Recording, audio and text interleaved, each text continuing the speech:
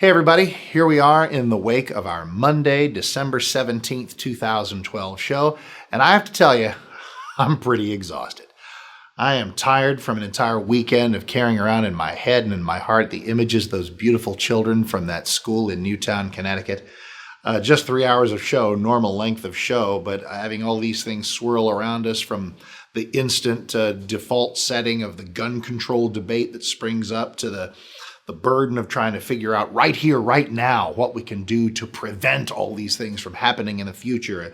The angst that people feel of a political bent about the perceived audacity of President Obama lecturing us about gun control when he gave us Fast and Furious, caring so much about the children when if the children haven't been born yet, he's rather cavalier about it.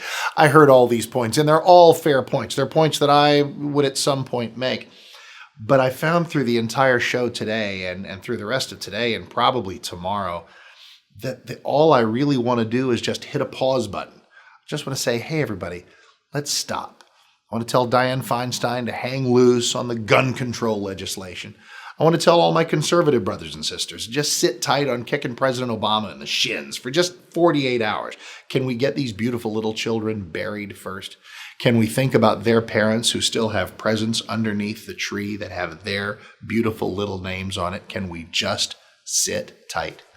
And of course, the answer to that is no, not really. And especially here in the talk show world, I know. So I'm here every day. And tomorrow, in fact, if you're watching this on Monday, it'll be about the Tuesday show. I want to talk about something that might have some policy significance, and that's how we deal with mental health issues. We never quite know what to do with the disturbed 14-year-old before he becomes the disturbed 20-year-old who shoots up a school. We never know quite what to do with the insular, cocooned-up kids before they become Eric Harris and Dylan Klebold, the Columbine shooters. We just don't know what to do. We seem so very, very powerless. I will tell you that there have been portions of the president's behavior and demeanor that I've enjoyed. Enjoyed's the wrong word. That I've empathized with from Friday afternoon when I was listening on the radio. In fact, I know it was very visual, but I was listening on the radio, and I knew that his pauses were an attempt to stifle tears, to hold back tears, and I felt a connection to him. As a human being and as a father that I will probably never feel to him politically. But it felt good to feel that way. And that lasted, of course, for about 45 seconds until he said we need meaningful action. And of course, we all know what these people mean when they say meaningful action following a tragedy like this. They mean the action of coming into your home and mine and taking away the weaponry of law-abiding people. That makes me angry. But I don't want to go off on some tangent about that right now. I could, and at some point I probably will. But all I really want to do as these shows unfold is just calmly and constructively inform you, if this is your idea of what to do, why you are mistaken. Think of a gun law that could have prevented this. Go ahead, do it right now. I'll give you time. I'm kidding. But if you think of one, call me. It just doesn't work. I mean, Connecticut had incredibly strict gun laws. Look at the cities in America that are killing fields from Detroit to Washington. They have incredibly stringent gun laws. We don't have a gun problem.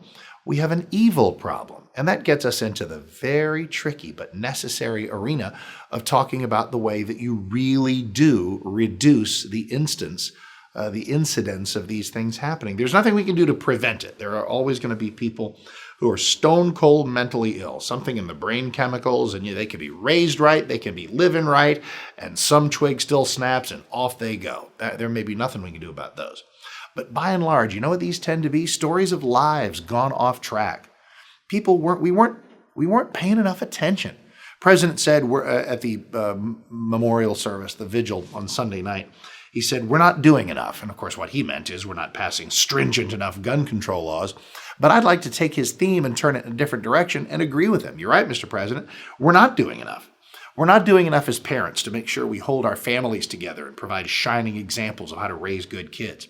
We're not doing a good enough job of imparting to our kids the habit of outward thinking. Outward thinking 101. Don't worry so much about yourself.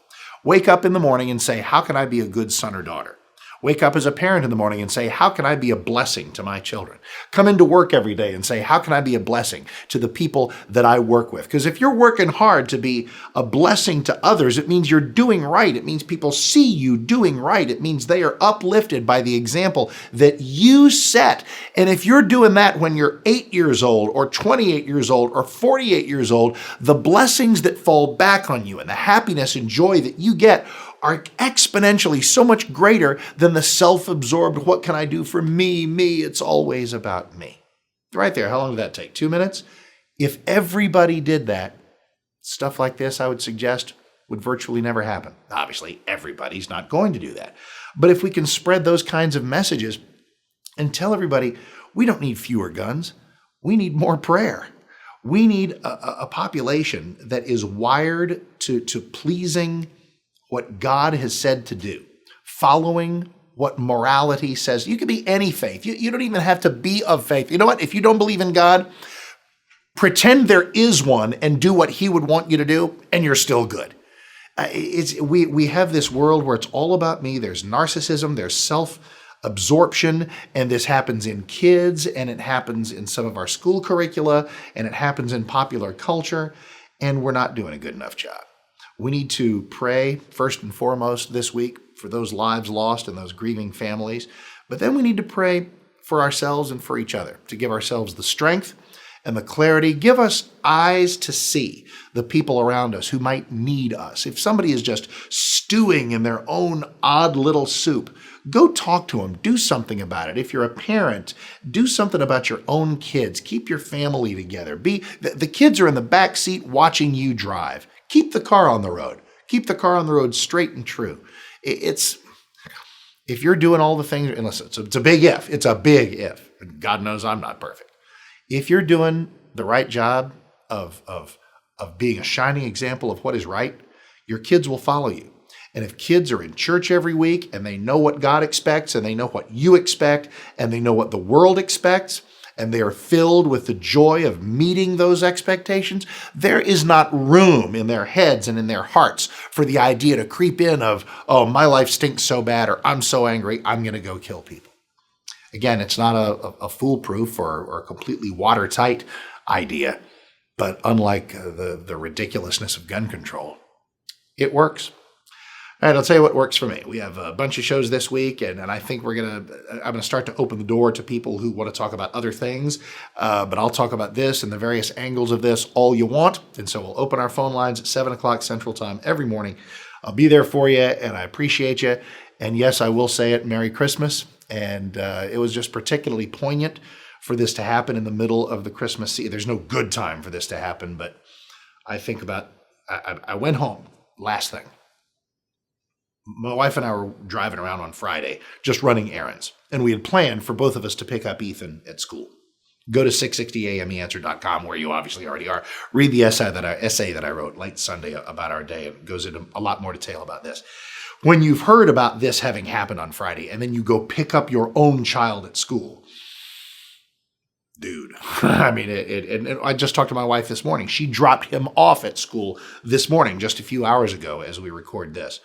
It is unbelievably heavy and poignant. And then I went home and I looked at our beautiful Christmas tree and our wonderful house and all those presents that are under there. You know, I can't imagine these people's pain. I cannot wrap my head around these people's pain and their level of sorrow. But you know what I can know of? I know that there is a God big enough to wrap his arms around these people's pain.